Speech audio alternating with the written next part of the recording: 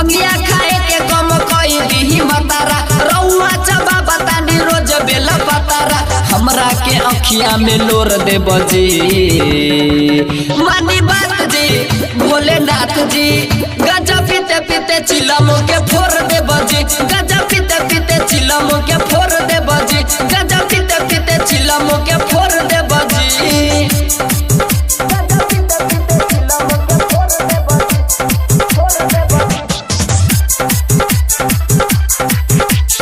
Music by DJ Umesh Shukipur बाजार।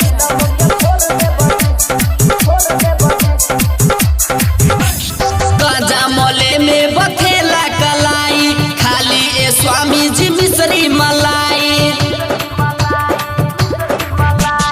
गजा मोले में बथेला कलाई खाली ए स्वामी जी मिश्री मलाई गौरा के अपन दिल तोड़ दे बजी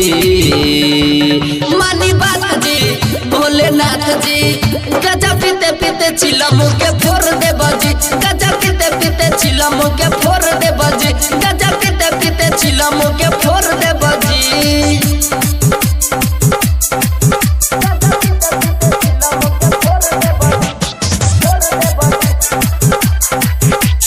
music by DJ Umesh Shukipur बाजार।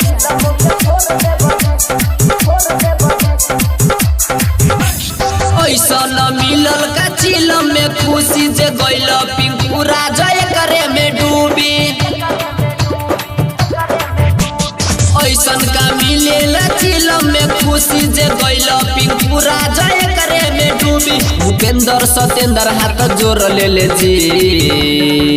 मानी बात जी भोलेनाथ जी